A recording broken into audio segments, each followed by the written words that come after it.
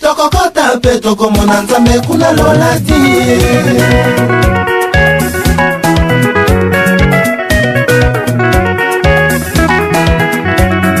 bamindela wala kutu basala tubela bamindela banga moko kutu bazoluka nzambe tika buzoba papa mosali ya nzambe tika buzoba papa okwei kao mwana nzambe okwei mayangao okwei nekobo okwei mayangao Jonase kutu sima ata oza koloba lokola pasteur oke oza koloba lokola demo berger alobaka boye te neti lisumu tuna ancien diacre oyebi makambo osali bien yeye oyebi lisumu osali bien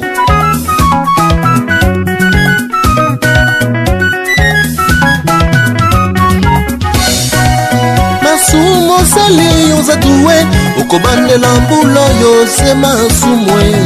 ozoriska midiembika emeje masumu akati ekobima ntrande eglize na masina ozoriska midiembika emeje masumu akati ekobimama masumu akati ekobima olingaki neti osambuye longo sekele zobimama tokonyata yo fimbu neti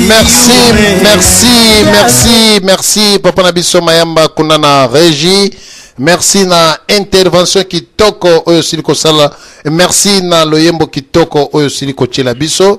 Mpe na bandeko oyo bozali kolanda biso na 3W radio télévision lisolo. Na banzi lelo bandeko masolo oyo tozali kopasola mpoke na kati na radio lisolo. Esika oyo tozali kosenga na position. Mpamba te lobby président national Etienne Tshisekedi wa Mulumba ye ako prêter serment na ye. Na ebite bandeko oyo tokoki kosala kote oyo mpamba te soki tokoti na ba sujet mususu ke ekosalama to ekosalama te toyebite na kati na Kinshasa ezali moto oyo amoni ekosalama te aye koloba ekosalama te pourquoi oyo ayebi ke ekosalama aye koloba ekosalama yango tozali ko interpeller ba congolais to meka kosala oyo ezali ya malamu pona Congo. Toleki epa ya pasteur Daniel Mopeke topesi yo nanu maloba yo oyeba kopasola mpoke na yo eboto DSV na bandeko nyonso tu ya baza ko na kati ya conférence moni déjà papa Odonzana pe bandeko nyonso bazo landa radio nzamba pambola émission lelo vraiment na yebike bandi malamu ko suka pe malamu DSV idée opesi eza bien to lobby présent azako prêter serment biso ana diaspora nini tokoyi kosala bon nazangi maloba mwa mingi côté wana pourquoi parce que toyebaki déjà depuis une semaine avant ou 5 jours avant que président a prêté serment t'aurais qu'on s'organiser avant les lois ça le connaît que héros émission là dans 20h pas na biso awa alors lobby toza siko bato toza na écoute toza devant la télévision tout ça toza ndenge nini président a prêté serment ndenge lobby que to sala quelque chose to lati ba to bimina bana to sangane belé motivation na mobilisation na sengaka ezalata 3 ou 4 jours avant to ngai ko bongama déjà avant to sala ngo za idée moko très très bien donc il ngai mako impressionner tout le monde et ngai ko attirer attention ya mutu nyo surtout et puis ba journaliste ndenge lobby ba ngai penza ba mona ke non dikambo mo ezo passer bon na 20h boye to ndimi yango eza idée bien to banango lobby OK lobby to za siko biso tout na fièvre wana ya rozela et koleka ndenge nini président ko prêter serment ndenge nini tozotala ngo tozolanda wana susu bali na kana yo okoyeba kopesa biso idée ndenge idée bimi opesa biso ke non boko banango boye bosala boye ozala bien et pona lelo ngana lo bezali ke na yebi ke président azo prêter serment lobby na cadre de démocratie peuple asangani azotambola donc il est na stade de martyr yo policier obimisi char de combat to licence ya robeta na likamunini peuple a ken na stade de martyr président Tshisekedi pe a ken na stade de martyr a ken reprêter serment na alors ozo diriger ba soldat te na kata mboka nde desva to lo banque ya desva lo biku du thème total ka ngo ye soi-disant président de la République a reprêté serment devant ba soldat et puis mboka tilelo nani batu bazwi sengote batu bazaka na mawa comment moto ya modèle wana akoyo kozonga susu 5 ans na kata mboka batu bazana na mawa ba sepelate mais l'habitant président la biso a prêté serment là devant la population devant majorité à peuple c'est à ce moment là tout le monde ba occidentaux ba otala vraiment que moto wana soto longolié to luka ma révolution au nom des alate na kata mokili donc merci beaucoup donc et boto toujours continuer l'émission. Merci. Et boto papa nabiso pasteur Daniel Mopeke Nsuka. Intervention ya malamo. Na banzi bandeko tokoyamba lisusu gaz lacrymogène oyo bino nyonso tango mususu boyebi te gaz lacrymogène oyo bino boyebi kombo ya sika bokoyoka ye moko na kombo parce que moto oyo bolingaka boyoka bokoyoka ye a changé kombo na ye abakisi lisusu gaz lacrymogène na banzi boyoka ngana pesi kaka gaz lacrymogène ye moko bokoyoka kombo na ye akotalisa bino. Merci to pesi ndeko na biso gaz lacrymogène toyoka ye. Merci. Merci beaucoup papa Despre. Kombo nangai Cyprien Weti avocat du diable alias gaz lacrymogène na komi kozwa gaz lacrymogène pamba soki na keka ko filmer lokola Cyprien Weti azalaka côté ya peuple wana ba policier ezala na kine ezala na poto bazo beta peuple ba gaz lacrymogène lokola Cyprien azalaka pembeni na komi kozwa pamba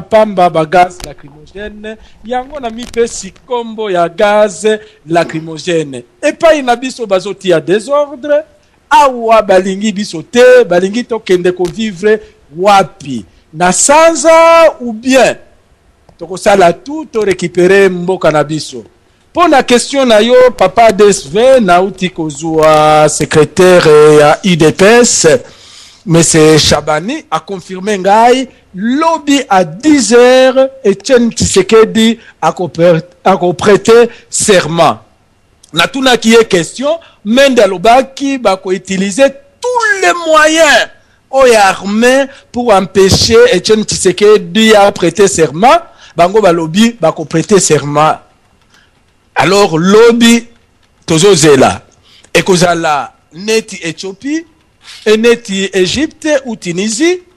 toyebite mais lobby à 13h rendez-vous na Anvers ba congolais ba ko manifester na Anvers yango rendez-vous oyo tozana yango eza oya lobby à 13h à Anvers manifestation parce que awa na Bruxelles balingi ba congolais ba manifester lisusu te yango bourgmestre ya Anvers na parti ya ba flama ba pesi autorisation biso nyonso lobby à 13h tokozala na Anvers. Merci beaucoup papa Diane. Merci papa nabiso lac Kimogène Cyprien Weti les amis de Weti nabanzi bandeko lobby esika o lobby ke Chabani oyo secrétaire général ya IDPS a lobby bako prêter et président national a ko prêter serment na 10h. Alors ceux qui a ko prêter na 10h donc na 11h ezali esengo inabiso ba congolais ou bien toko marcher pour nakotia makelele na mekanan kotuna la Mogène Cyprien Weti. Merci. Oui, c'est-à-dire bon tozo là parce que to éviter est-ce que bakondima parce que Menda lobby c'est anticonstitutionnel il a prêté serment en tant que qui Mokonzi Oya Congo a prêté serment le 20 Joseph Kabila yé alingi asala désordre bakosala tout pour empêcher yé à prêter serment donc ekozala bras de fer soit selon moi, IDPS, na population, basali neti Tunisie, pour bengana Joseph Kabila, ou bien Joseph Kabila a utilisé armée locale à Algérie à maintenir le pouvoir naïe. Donc, lobby, à mon avis, Makila et Kotangam. Merci. Nabanzi Bandeko, wana ezali toujours ba préoccupation ya Cyprien Wechi, ndenge alobike côté Nabiso, toko kende vraiment po to bengana munguna lobby akolinga à utiliser ce qui est singeli. Mais je ne pense pas parce que communauté internationale batu ebele bazali na terrain et singeli kotika peuple à se manifester pour ezali droit nae pe mécontentement nae oyo ba yibie ba élection. Alors Cyprien Wechi yo ozali koyebisa nini na batu oyo bazali kolanda yo na 3W radio télévision du solo na marche ya lobby mpe na ba oyo ba kotikala. Bon, il faut batunyo bakende la marche, il faut toujours continuer lit ils ont continué mais eloko moko batu bazo kanisake communauté internationale et kozwa décision na place ya ba congolais wana lokuta communauté internationale position na bango eza moins flou. Ce qui Hollandi neti président ya Union africaine a outi Koloba, le président c'est Joseph Kabila parce que il a prêté serment bakende ki na cour suprême ba pesa qui est raison. Ce qui Hollandi même batu ya communauté internationale bazoloba fraude ezalaki mais ça remet pas en cause ordre d'arrivée. Même ceux qui va compter voix Kabila Arobimakaka premier mais écart ndeko diminuer. Donc communauté internationale à mon avis baza clarté. Peu baza la clarté. Donc il faut un coup de force pour amener la communauté internationale et ça la côté à peuple. Ce qui Kabila, ça c'est mon point de vue, ce qui Kabila a maté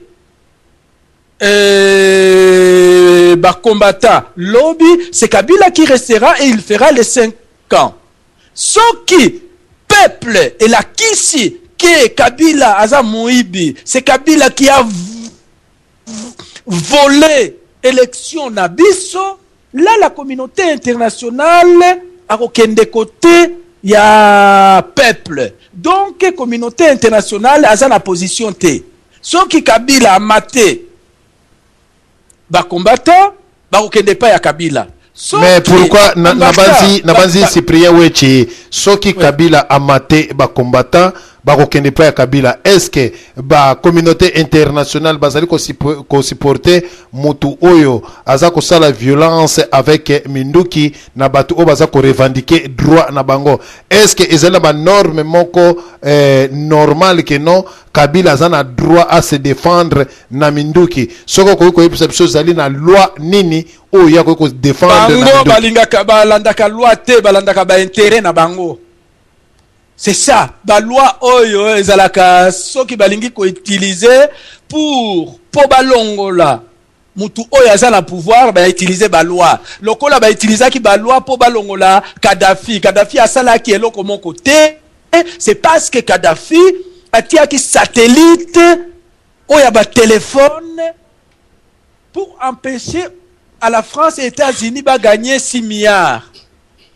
Ezala ki ba intérêt na bango bazui loi basali na ndenge na bango balanda kapé loi te. Le premier gangster ya mokili oyo ezande ba communauté internationale pona ngai balanda ka ba intérêt na bango te. Donc ceux qui ba intérêt na bango po ba benda ba minéraux ya Congo ezai pa ya Kabila ba ko supporter Kabila. Ceux qui ezai pa ya Tshisekedi ba ko supporter Tshisekedi. Ceux qui ba monique peuple bazo ndima lisusu pouvoir en place te et que pouvoir wana ko empêcher bango ba puiser na ba caisse na ba minéraux ya Congo ba débarquer Kabila. Soki ba moni malgré que Kabila la bomi ba congolais kutu wana ezalaka problème na bango te amate bango pour bango ba continuer copier Congo ba ko supporter Kabila. Donc communauté internationale il ne faut jamais qu'on peut sa bango confiance. Balinga kaka ba intérêt na bango. Merci Nabanzi Esika Oyo Nabanzi Tolandi Cyprien Wechi vraiment naba intervention na yo to mekanan kozwa apôtre Ndosh Zoro Babel to pesa ina maloba ye akobakisa lisusu nini na oyo tozali koloba ke lobby président national Etienne Tshisekedi akoprêter serment na ye na 10h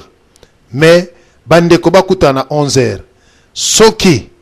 ye a prêté serment na 10h au monte ke bande ko bakoki pe ko cha moko ya malamu po bande ko bakoma kuna avant na ebite eloko wana. Merci apôtre Ndosh Zorobabel et Boto et DSV na pesi mbote na pasteur Daniel Odobambo na pesi mbote na Cyprien Wechi lacrymogène na pesi mbote na bandeko nyonso bazwa na biso na ntango bao bazwa mina 4 extrémités à monde o bazwa kabiso na radio lisolo intervention na ngezali pona koka ko marteler pe ko lancer appel moko na peuple congolais pona ngai lobby ezali final pe ezali jour ya détermination ou Kabila a sala 5 ans ou Kabila a dégagé abanda processus na ya ko dégager aluka moya ko kangabisaka na ipote aken lobby ezali mokolo oyo ndengi toyokaka na interview o bosalaka oyo Cyprien salaka o DSV salaka o toyokaka na o tutraka na ba YouTube lobby ezali mokolo ya batu ya sama ibabima lobby ezali mokolo batu ya 5e colonne babima lobby eza mokolo oyo pa force nyonso ya opposant esengeli ekoka kozala exercer sur le terrain peuple akoka kozala déterminé likambo oyo c'est vrai makile kotanga wane yebani na lingi na yebisa peuple congolais o bazana diaspora kaka ndenge sipa uchi koloba ba mindele bazali na posa ya ni Tshisekedi ni Kabila me bazana posa ya Congo. Mena loka bazana posa ya Congo ba piller be na bentere na bango mena Kabila pona bango akozala candidat moko po ba piller facilement tellement pende to yebeli azana ye mwana mboka te bako yiba facilement bakozwa facilement par rapport ya ba contraire bango aussi basala bien avant. Tshisekedi aza pona bango aussi un danger.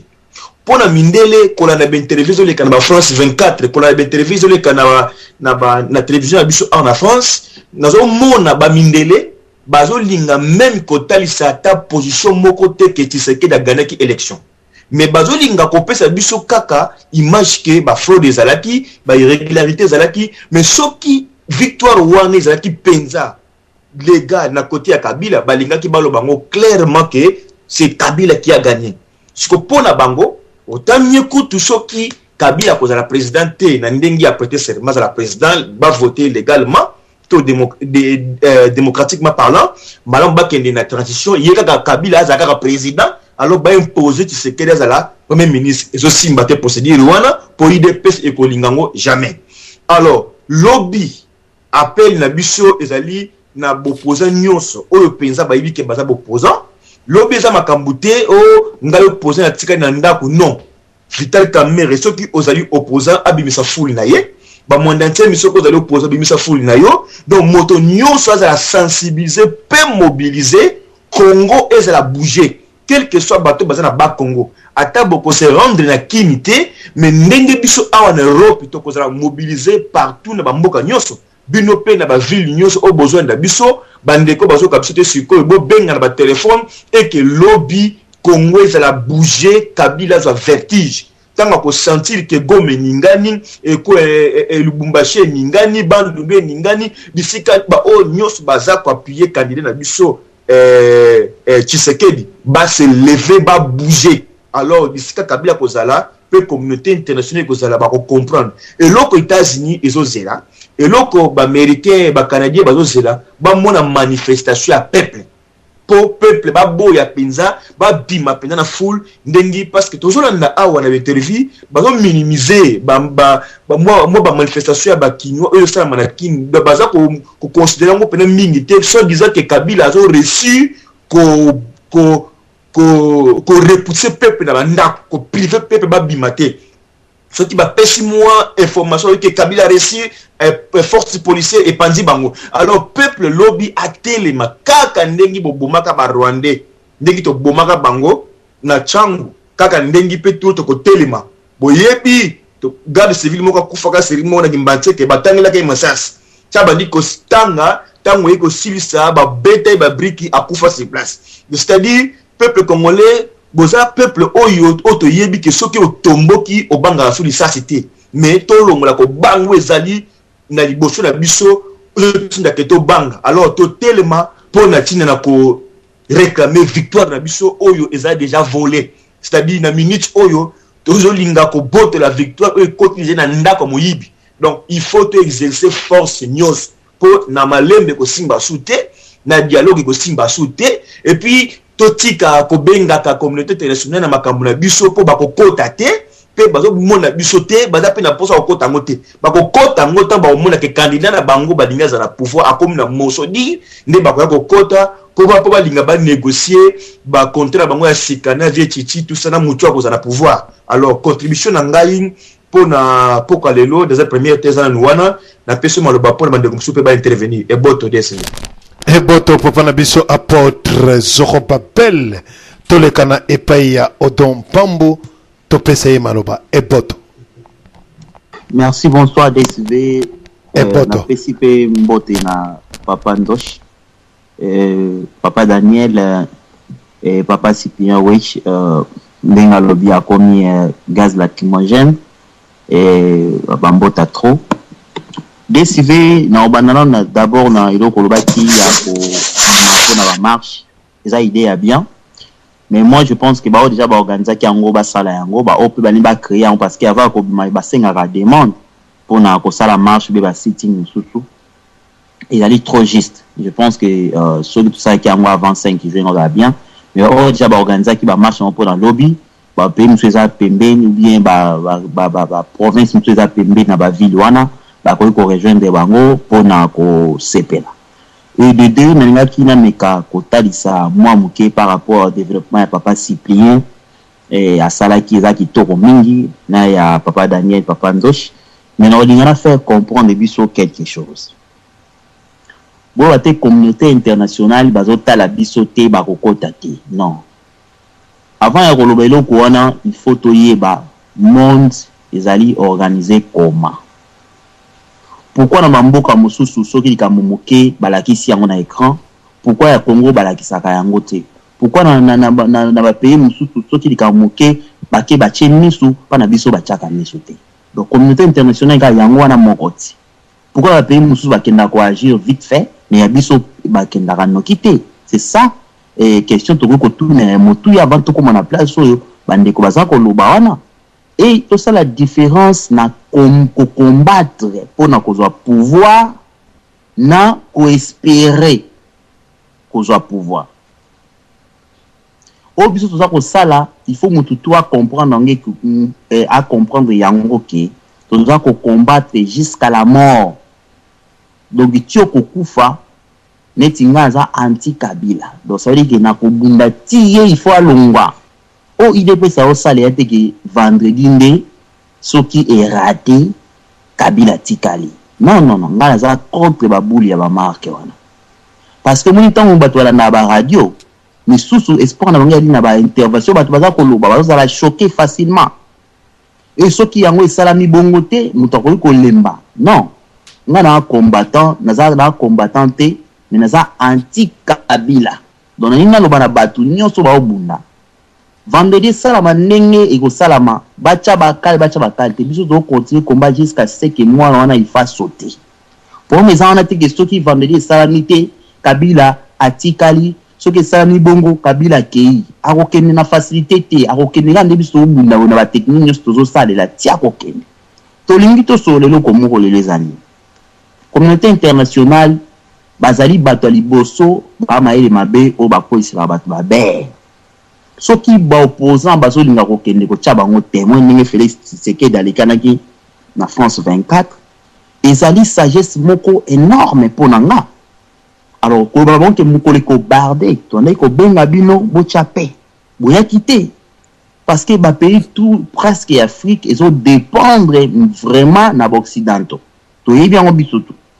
Mais ko ba ke communauté internationale ko tcha biso le côté ko ça le côté pour ba démarche opposant bazo ken ba ok non pour nani. Non, je pense que dans la contre-intervention, il m'a fait comprendre biso nyonso qui biloko comme ko kolobama ezali selon na sepeli mi na papa wech tanga aussi ça m'a dit selon nga il reconnaît ça très bien selon papa wech bon ngana ika kana beta seti na selon papa wech ya dit selon ba congolais nyonso te ko ba obunda selon nga pe odon pambo na lobby ezali selon ngai mais mingi ba koza pe d'accord nanga tout compété ya on a bipe selon ngai et pe singa pe moi muke power force ya kolobaki nali d'accord te na makamsu o elobami na okende na ko évoquer loko de Sylvain oyebi papa we chalobe lo mo malama bibo soki peuple congolais bi na balabala il a kisi communauté internationale qui bali Kabila te de mamba ko chamisu bilo mwandengwana mais soki Kabila atie penza mabende na balabala empêcher bango et kokoma ke avanda non babunda na mutoyo asimi minduki te pe batuna mwana ata ya yo ya 2 ans simbeli yo pena munduki ya gâchette grand au senti pena que non masasi na kata arme o tuna été bébé wana âge nti et niko ba muto asimi minduki babanga ke toujours mais biso toza ko banga te toza ko bima papa Tshisekedi ko banga taza ko affronter lokoyo akei nango souvent babeti masasi batu ba panzani ba disperser batu ya biso ni na kati za wana tozo sala ba tactique nyonso pour na biso tozo pouvoir na biso donc tant que je suis un combattant tant que nali anti Kabila na qualité jusqu'au bout petant bazo bima wana pona nga nazo mona ke victoire ekoya mais soda tanga ke na ko bunda ayebi ke tumbea makasi mais na ko sala tout au long langa soza ke na ngwana tanga ke na front azo ba ke etumbo za makasi ba yinipe bazana ba minduki nazo kende na yebi ke tumbea makasi mais nazo kende pona longa mais soda lo ba te ke ndena ke bongo soto échouer oh jamais non non langa joana e ko lembisa batu ebele décevant bitumba oyo mukili mobimba ba yebi ke fraude ezalaki tant mundela pose une question zo bano oyebi ke fraude ezalaki yobi oui même Kabila ye moko kana chien kana mbwa batuni na interview bi oui na yebi ba irrégularité ezalaki c'est que alindimi ke fraude ezalaki parce que aucun dictionnaire botai ba irrégularité la kisini okomona tricher keza na kati wana alors qui est andini yango pourquoi plus tozozwa débat na biso to mimango na kolobaki atakutu balongoli ba nini ba voix mususu pa ya Kabila ba pesi yango Tshisekedi akokoma jamais na ba voix oyo Kabila azalaki nao mais moni que to jump to sauter mbala moko débat mais pourquoi to solater pourquoi fraude wana et salama ce qui déjà fraude salami ata muto ngaki akoma te il faut pas disqualifier muto asali fraude parce qu'il na maele mabe par rapport ya baninga oyo bakene na bango na itumba wana to sola sur maramba fraude te to sauter ata balongolaki mais ata balongolaki c'est que bino mo bozo koma na ata balongolaki bozo reconnaître que fraude salamaki mais pourquoi bolo la fraude te est-ce que na ba konzi ya poto fraude c'est salama élection donc comme il faut débanga na omona ngo même ba Congo ba osola ba bosani ke fraude non il faut ko condamner ko vanda na fraude wana bazoke na makambo atakuto balobi balongolaki ne akokoma te décivé to la na ba information de près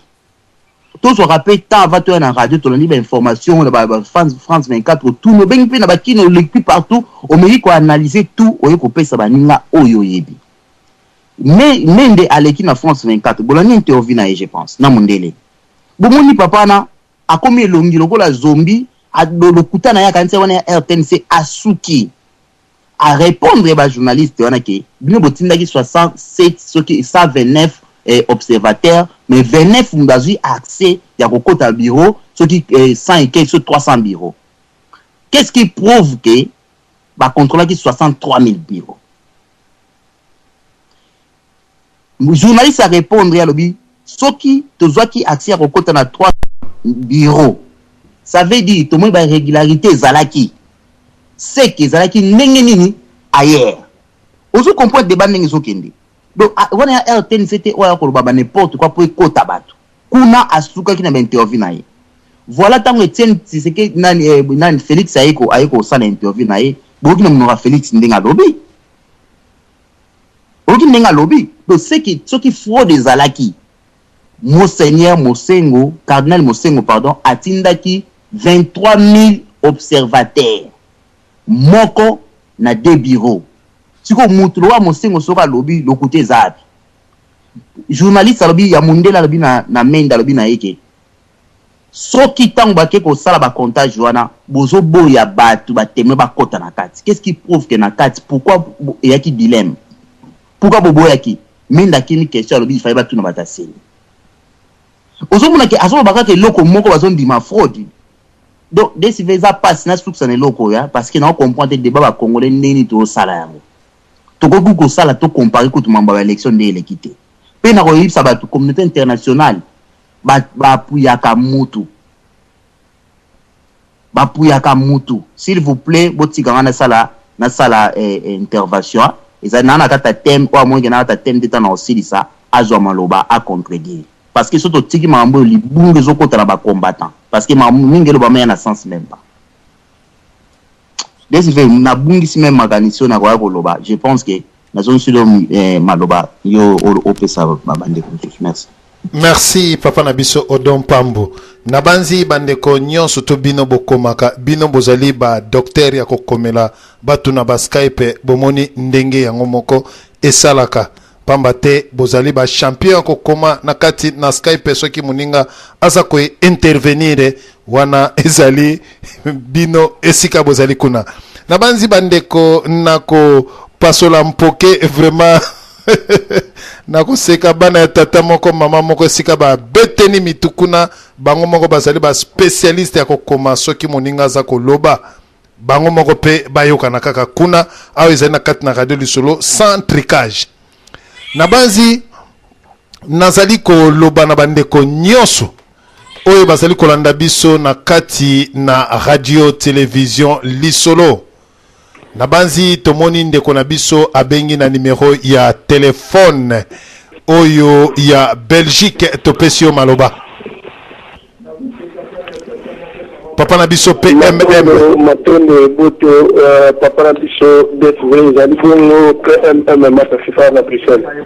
Oui, tozali koyoka yo. Zela ndeko na pesi tozali koyoka yo mendeko oyo bengi na nzela ya telefone ozali kolanda biso na numéro oyo obengi na kotanga vraiment nyos tute ndeko na biso bengi na numéro ya telefone witi kokatana soko li ko benga na radio longwa liboso ya radio na yo kende na telefone musika toyoka makelele ya radio te soki papa mayamba longoli yo pamba te okoti na makelele papa na biso PMM matafifar topesio maloba. Merci.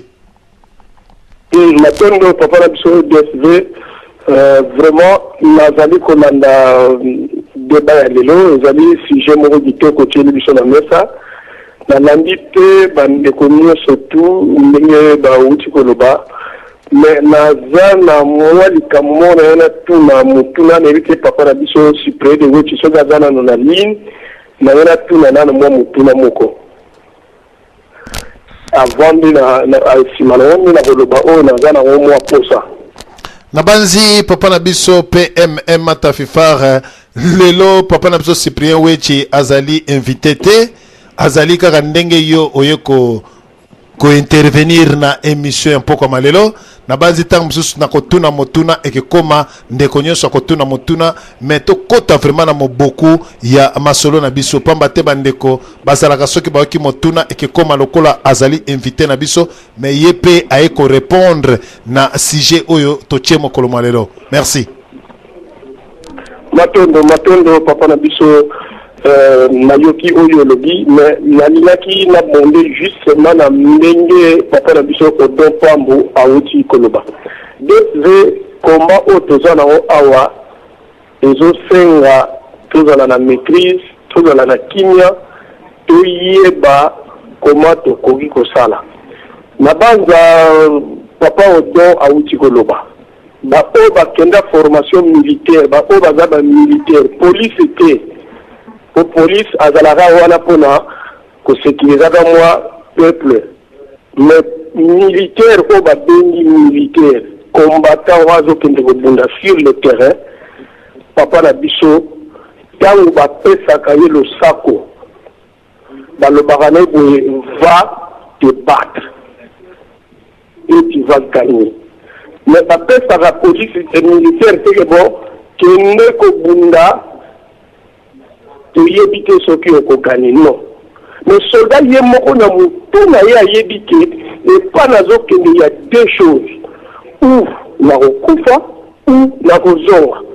mais commandant oyo apesaka nango ordre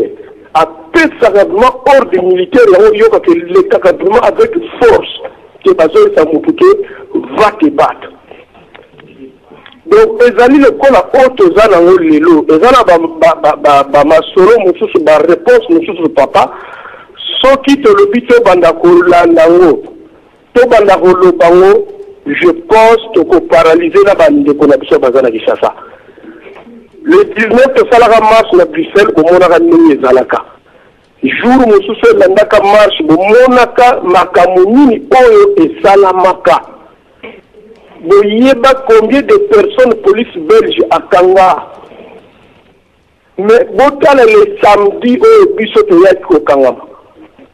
bato bazalaki kaka toujours déterminé objectif eza nini yo moto okoti lobwaku ntango obimi mbanga ekangami naza na ntina nabetela bino te ce que j'ai subi non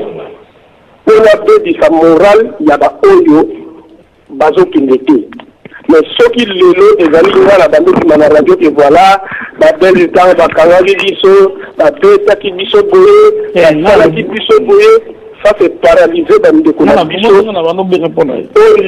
baza na posa bakende na miniti oyo togarde babiloko mosusu mpona biso totelema nde soki liwa ekoyi okufi soki tolongi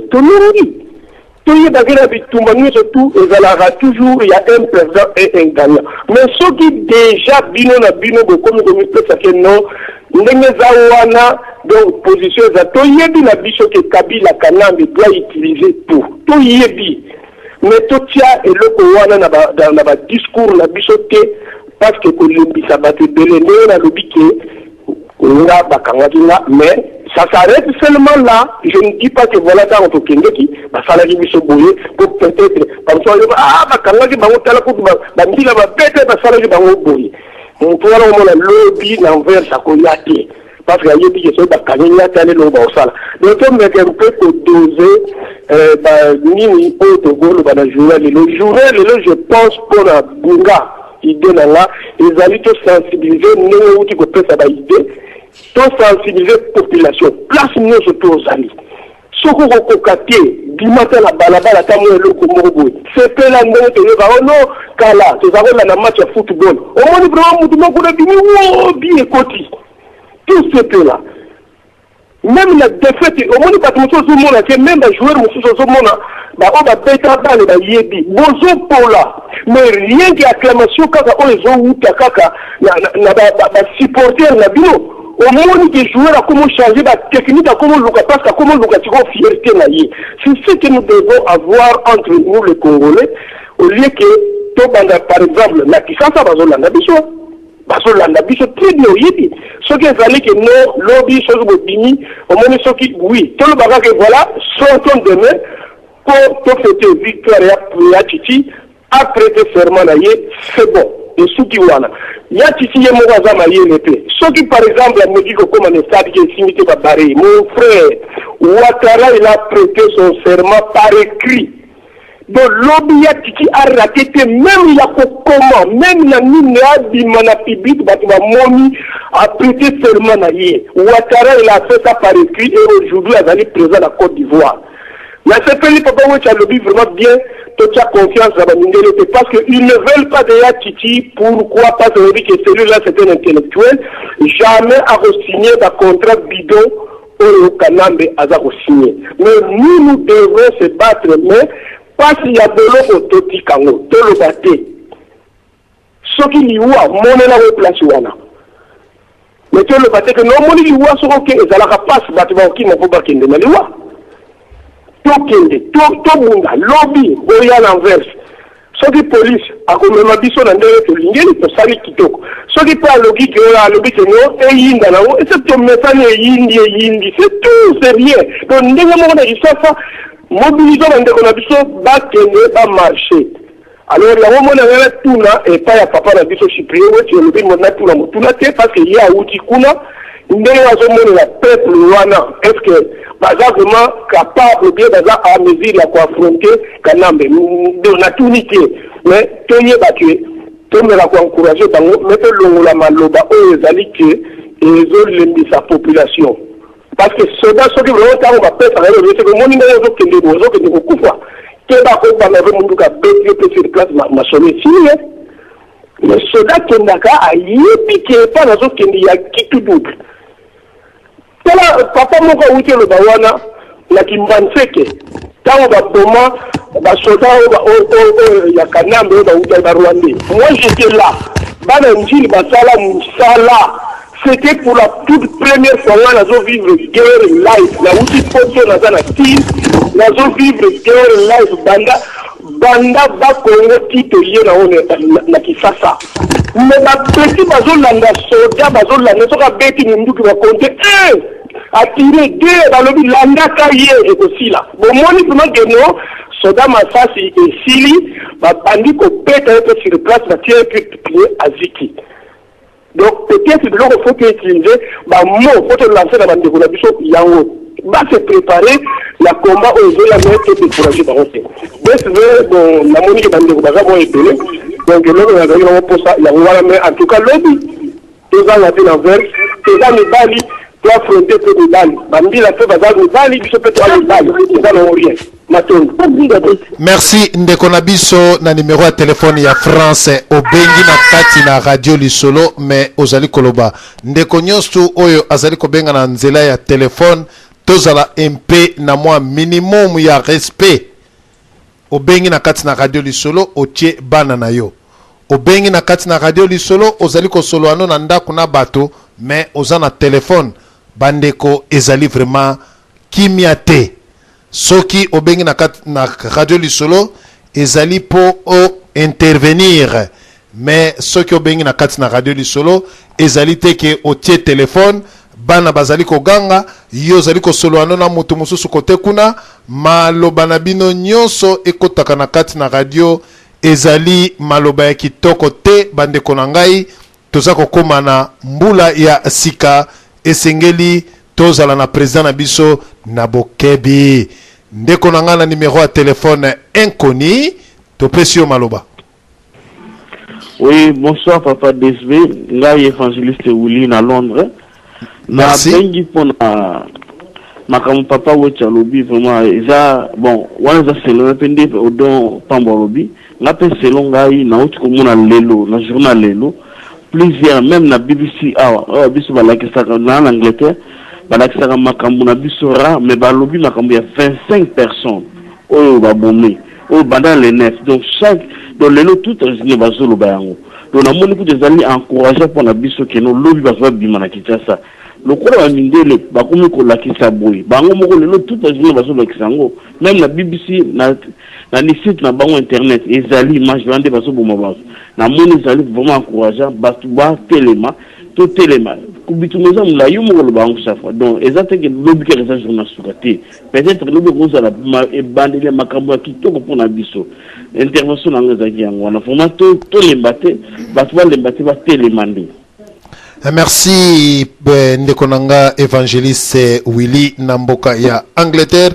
loboko na nzambe ezala kati na yo pe intervention kitoko. Merci.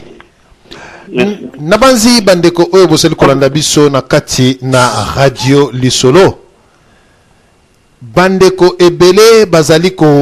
koloba makambu oyo ya mandoki. Nabanzi soki babimisi ba char, babimisi ba soda. Nandimite ke ba soda nyonso tu o babimisi bazali kaka ba soda Ugandais, ba soda Rwandais. Nandimite na Congo, ba soda Congolais, bazate. Est-ce que ba soda wana baleki ba soda Congolais na mingi? Wana motuna tokotuna, mais yambona continuer na mwa muke na pesa ndeko oyo na telefone nde na koyeba ko continuer mwa muke ndeko na ngai oyo bengi na telefone nkoni to pesi yo maloba. Bonsoir, papa de frère. Et boto maman na ngai. Na continue en retard. Lundi mon muke de bandenge ezali. Donc makanisi na muke on a lundi. Elle est pas bandeko nous surtout. Biso de la France. Chez lobby pour faire la marche des républiques qui la nation. Au Bengani déjà ébélé. Et ils ont manifestation autorisée ou autorisée dans l'équipe où ils battent mais lobby dans un abana comme tu dans la constitution dans la manifestation. Donc c'est la maman on a regretté déjà parce qu'il a bien fait lobby pour la prendre maman Madou. Mais la bien que na ya tu kana retard na yo na retard au là mais na temps pas la team parce que la team déjà pour la journée lobby na au sala té. Mais la fille nous parle en retard, il faut mais quand on a fait la direction, permettre un lobby installatif. Mais ça veut dire qu'on a rejoint sur le téléphone, il a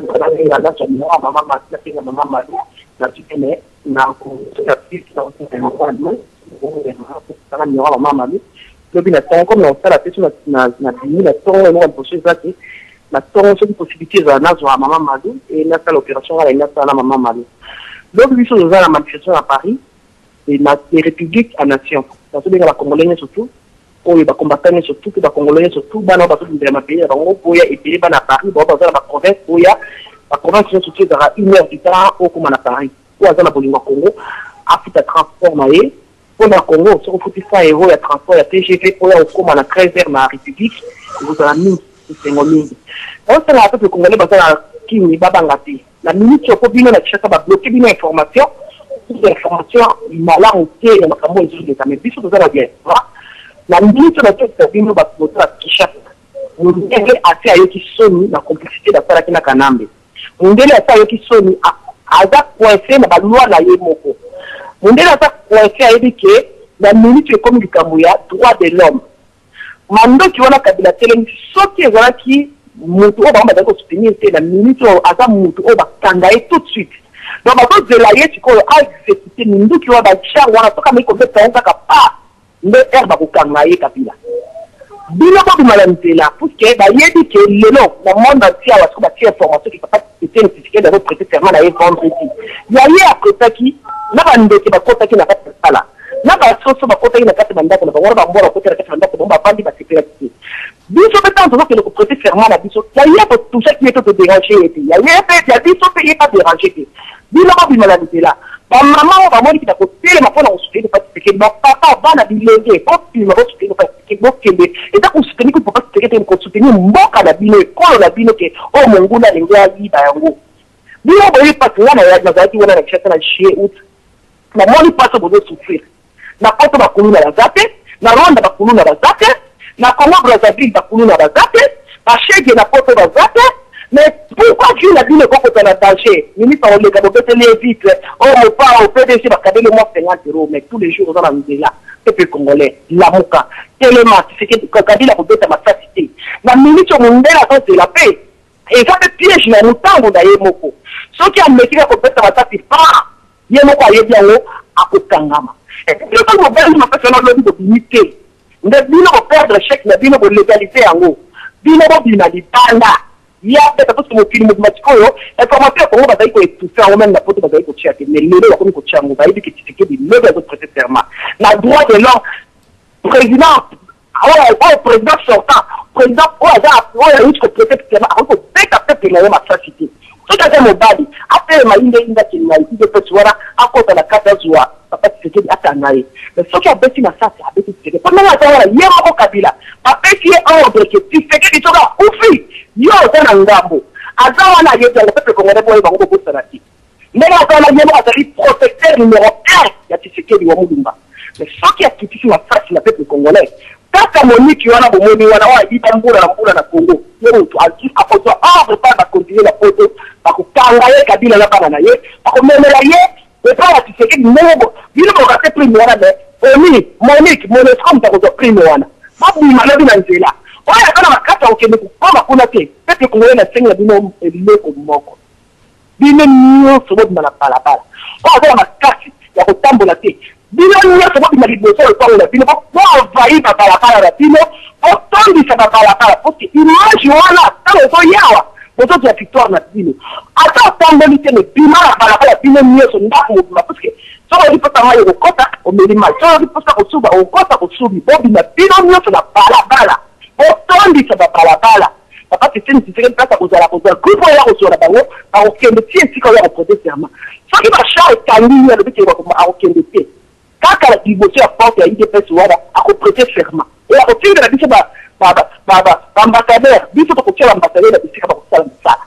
et non on a fait la bino peuple congolais yango wana na tiki ba ko bande ko musula melo wa interpeller ça continue avec ça na bi débat de débat mais et pour autre.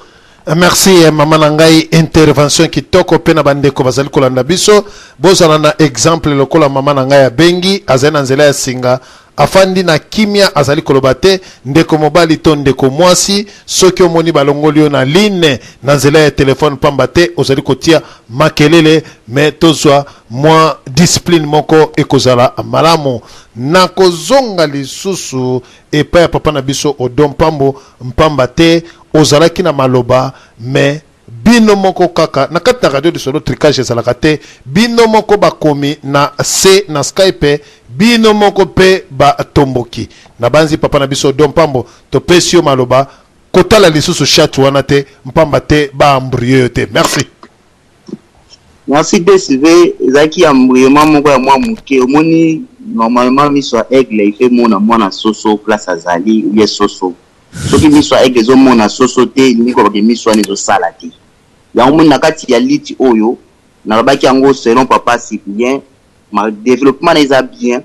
mais ngai tant que combattant na koko sepela makamso te parce que biso zo ba question belé ya batu bazo les manières par rapport au développement ya mutu et pourtant radio eza radio ya résistance radio eza radio ya combat dans le sens où on a koloba mais comme batu musu bana vision te bazo mona risque ya likambo ezoloba mate bango bako sala bongo omoni bazo koma ba n'importe quoi bazo yeba te loko nini ngana ni naloba papa mata fifara ya beta ke loko musu baloba ngo te po ebangisa loko musu ba ko loba ngo te po décourager mais ba kana radio soko moni loko ne ko décourager olongoli yango mais papa na biso si pia la journaliste ya zolo ba selon yi yango il faut tango a visionnaire ozomona le loko ko créer likambo yo olongoli yango mais na kata lit tozali na ba bébé o ba yiko kota na kata lit tozape na ba ya ba yiko kota na kata lit na ba koko ba yiko kota na kata lit c'est tout à fait normal et là monsieur ko mona danger nango mutusa ko mona yango te par exemple DCV uto les gars 3 semaines oui que mutu bata ane ba kota na kati ya conférence awa yo za témoin so na kosi muta kota ibinga ta senga demande ba moko première question ozana mboka ni ngala ndima de na bomi na signaler bino ke tozali amta ane gazali na kati zo mona momito sa yo kata conférence et ningo ba ke ozali ja combattant au women na combat mais tango ozana ba bébé na ba yaya na ba kindendi na ba koko na kati ya combat osala nini yo ndimi yango supporter yango yango ni ambu ezwaki mwa mke na kosusa ne loko DCV biso to lité pona mboka polité pona mboka ba pesela yango dati te to sa makambu tricherie mona na niveau oyo ezala te Vital Kamerhe asali conférence to mona ki conférence soki ba miso ba moni yango te BBC ezalaki wana na conférence na DCV makambo oyo na mona ki lobby DCV sali ke naloba na ko lâcher prise te to ko lité ti pouvoir ezapa na biso papa Tshisekedi azali moto yo peuple et ponaki le peuple azali derrière lui biso na bino papa simpie kuta beta imwa to moke na biso na bino awa tozali na mboka na poto bamsu ba politique ya PC oya bima même pas afuta même pas 34 na mboka mususu pa ke ni ba marche akenda ba marche te ba réunion et bien on ezala ati azuzu information na Congo mikila azuzu nyaye amami ki batu na mutu wana eli côté tout batu ngana linga blo wana ti alors lobby de civil loko ngana talaki na nya ibsayo ba ba zo mona ko ezoloko ezo sala mate de civil to zaliao omoninga bato ebele bazalo kwa bafiti sans argument omona zolo ba makamusu na munoko e mazana argument ok radio lisoto wa système en air solide pepe sa ba argument na yoto swana te ya ngone mpesala ka kibomoto ya mutu omoni complexe lati batu na nzoto abandonner makamusu ya même na sens te DSV liboso ya BBC Vital Kamerhe bloka la kisi na ba PV o ya bimisi mwana na jamais akoki ko gouverner mboka na Congo jamais DSV na biso to tikiango et l'équipe boye pas DSV to kozanga mboka to kokoma batu moko ba esclave oyo jamais ata mutu ya pays ni même ya Sénégal a ko peso respecter décision mon Vital Kamerhe a démontré awa signé le makamusu na ba PV o bamba nango o ba signer bango nyoso ba yibi va c'est que 200 voix ba yibi côté 300 mais c'est impossible tant que communiste la carte électeur moi na muke ya 11 ans aza enrôlé 8 fois 6 fois 12 fois décivé na atako to mundela ngwa linga kote la yo atako mundela ngwa ko garder silence makamba bongo il faut révolter mutu donc to moni bato akinta bazo bima bongo décivé ba maman bazo kende bima baza na ba preuve ba la kisi ba bi tala to utaki awa to utaki boto utaki bo pona ko succès Vital Kamerhe alobi ta bobaki ata ba longoli ba voix musu ba pesi tiseke akokoma te Vital Kamerhe abi ngoyi mulunda ba na batu bo lokola yoza na province on s'enrôler tantôt na Wuppertal balobi loko on s'enrôler na Wuppertal tant ba ko sa organisation pour na ba voter ba ke ko tcha kombo na yo na colonne ou bien na Düsseldorf sikoyo na Düsseldorf ba ke tcha kombo no décivé voiture ko longolo na Wuppertal na Düsseldorf ezaki mais yo sikolo ni ko analyser makamwa na ndenge ni décivé et lui ko ba ke pour no ke ne voter kuna okolimba pour na distance alors si quoi à partir de ba créer fichier na ba lobi ninde o nyonso za na carte électeur a voté place oye azali comme des va na Wuppertal OK ko voter na Wuppertal d'accord tant muto ande ko senga serveur est-ce que des monsieur salama na radio a te ba tso ba ke te serveur te ko salama Manuel boy na boy si ko raison ko zonga ba ta IDPS pour ande ko senga serveur donc to ngi ba collaborer na radio lisolo kaka o ba ne ko peta masola serveur ya fo masolo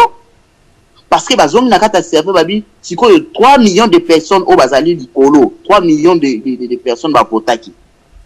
siko baba na siko ko zong sa partie ya serveur baye baba utaki wapi na mboka nini ko ba ke de voter wapi problème siko oyo ba opposant ba komi nango yango wana de sifina likamba bongo pena ngana na radio na oki mutazo loba ke ata ba longoli ba nini ya baba voix ya Kabila tiseke ta kotika ko battre ete alingai odompa mnazuna tiki yango sanke na loba wona na teki mboka nanga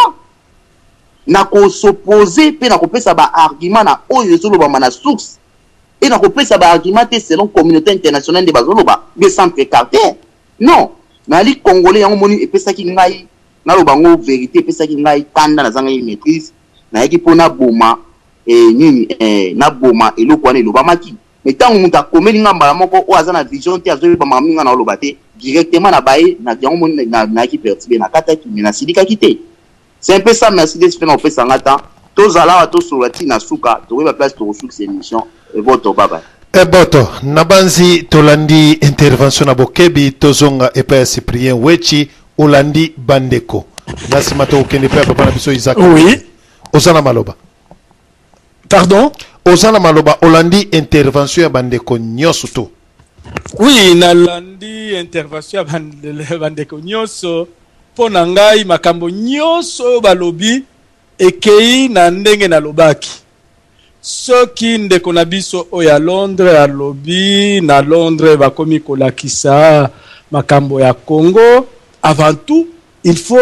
saluer effort ya ba combattants. Ba manif oyo basali na monde entier éveiller conscience avant babandaki kobeta masolo na biso te parce que babandaki koloba ba Congolais baza ba BMW Bia Music et Wife eza premier peuple oyo eboyi musique na masanga et s'occuper na mboka na bango. Avant ya koloba makambo oyo il faut tout ça la moi historique. Biso nyonso leo to utaki Congo po ya koya na mikili oyo poto on croyait que le bonheur ezali ba côté oyo. Toye tovandi ba na bamboka oyo to monique après tout le paradis n'est pas ici hein. Tozo sala mbongo nyonso tozo gagner awa ezo sila na ba impôt na rotinda na Congo. Et puis on s'est rendu compte que nous devons développer chez nous. Le paradis c'est chez nous. Ba combattants babanda qui lutte na bango de sensibilisation mais batu babanda ko comprendre te.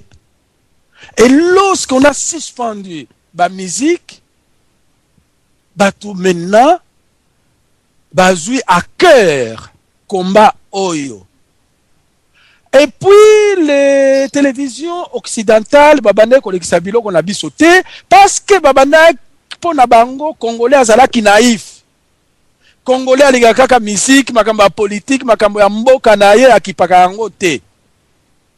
Dernièrement à Bruxelles lorsque ba télévision belge bayaki na ba manifestation ba boyaki bango balingaki ba flama ba ebisi bango bino ba francophone botiaka biloko na biso te batu bazo kufa na Congo 8 millions de morts chaque fois on viole les femmes mais na ba télévision na bino bolakisaka eloko moko te. Bandeko na biso à Londres la même chose ba kei na ba métro ba sali ba manifestation ba zali ko condamner ba média pona nini bolakisaka biloko na biso te makambo oyo elekaka na ba pays voisins oya mike ba pays oyo bazo piller ba mboka na biso bolakisaka yango mais bazo violer biso bolakisaka yango te. C'est cette interpellation que le long même awa na Belgique ceux qui marchent ba congolais ezali ba komi kolakisa na ba télévision nyonso na ba journaux nyonso makambo oyo ba combattants makambo oyo ya révolution ya ba congolais ba bandi kolakisa la ba média. C'est la même chose partout. Donc ceux qui le long makambo komi koleka na télévision à grande partie, il faut dire merci aux combattants na éveil à conscience. Mais ce n'est pas encore terminé. Le combat continue. Comme Naïb Sakabino, maladie à Congo, ce ne sont pas des individus. C'est le système Oyo Batiaki na Congo qui fait que Mboka Nabiso ko la développer. Le combat continue. S'il s'agit que l'on là-bas personnalité wana oyo bazo entretenir système wana toko sala yango pe toko changer système. Le combat continue. Le combat ne se résume pas na guerre oya lobby. Non. Oh lobby c'est oyo tolobaka ezali bataille. On peut perdre la bataille mais la guerre continue. Ce qui la lobaki communauté internationale prépare l'opinion internationale. Il faut batubaza la capacité à décoder message à la communauté internationale. Si BBC à la Kisi qui a eu 25 personnes mortes, babandi ko préparer opinion internationale que lobby peut-être armée à Kabila et que Yakoboma va combattre à IDPS. Bozala ekenge. Maintenant, c'est aux combattants, il y a quoi affronter réalité wana. Ce n'est pas à la communauté internationale de dire aux Congolais de sortir dans la rue. Non, la communauté internationale prépare l'opinion internationale. Comme BBC Abandi Kosala. Lobby. Maintenant, ceux qui vont combattre Baza déterminé, l'air bakobima na nzela, oyo na lobaki toujours, il faut service ya communication ya IDPS et ça l'a bien filmé tout mouvement à la minute même mettre sur le net pour permettre à la communauté internationale, Yako Panza Sango, sur le plan international, en disant, vous voyez, c'est ce qu'on disait. Il y a cela un mois, on a tué 25 personnes. Aujourd'hui, au moment de la prestation à serment,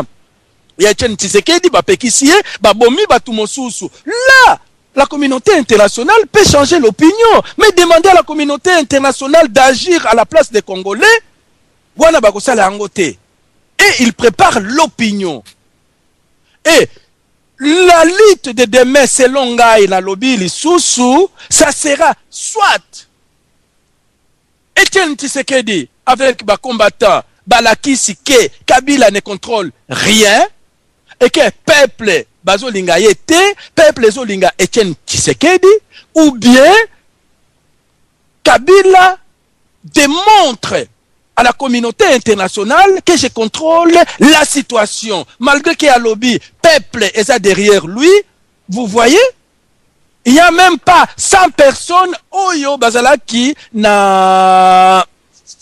prestation et à serment naïe. Cela ne veut pas dire que combat ici, le combat continue toujours. C'est ce que Nalingaki Naloba. Donc, Ponangai, je partage le point de vue avec Odo Oyalobi, les combats continuent. Et ça n'est pas au matin na ring, babetio hyperkit chaos technique que boxe ici. Non, au senga combat de vengeance, peut-être na combat wana où yeko betaye ba coup de tête, ba chaos sur chaos. Donc les combats continuent. Moi, je donnerai toujours mon point de vue.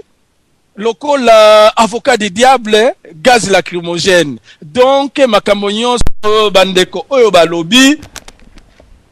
on parle presque la même chose. On parle la même chose. Les combats continuent. Poto, Tolembi, il faut d'ici 5 ans, Tozonga, et pas un abyss auto-développé, Tokotika Mboka nabiso te, Namaboko yaba étranger, Oyobazo, Koya na mboka na biso kozwa ba minéraux po ya kobongisa epai na bango. Il faut biso moko to se intéresser na mboka na biso ba minéraux wana. Biso moko to commercialiser yango, to mettre ba service ya chômage ya ba aide sociale lokola awa na poto pour population na biso to vivre lokola ba peuple mosusu. Et cela ne revient qu'à nous Congolais. Et ça, on ne peut pas demander à un étranger de faire ça à notre place. Message nangai, yango ana, biso nyonso, tolembi poto, mbongo nyonso, tozo gagner awa kofuta kaka ba impôt, jusqu'à quand? Mboka oyo, emeseni, au vivre, yo, na mwasi na yo, na bana na yo, mibale, mwasi asali, yo sali, po additionner mbongo na bino boko vivre bien. Biso, il faut mwasi atinda ipai na bango, ngai mobali natinda ipai na biso, bana na biso, toza vraiment désemparé awa na poto. Tozo kokalisu sute, tobaye poto, il faut continuer jusqu'à ce que nous rentrons chez nous pour développer le Congo. Toti ya makambo nyoso oyo tozo mona awa na poto, epai na biso, pour que le Congo soit aussi un paradis. Et voilà comment Nanga ya Cyprien Wechi nazalaka toujours sur le terrain na banga kaliwate nazo melawa ba gaz lacrymogène botale yango kaka na musika soki gaz lacrymogène wana ezui yo na elongi bandeko okosala 15 minutes ozomona te ba miyo ezo bimayo tu deviens. Je ne sais pas comment expliquer, il faut vivre ça. Mais Ngai Wechi, quand même, beaucoup monde que je suis parmi les journalistes Oyo, ya poto, tozui, gaz lacrymogène plus de 3 fois. Mon combat continue et demain, je serai en verse et je serai toujours à côté du peuple. Merci Cyprien Wechi.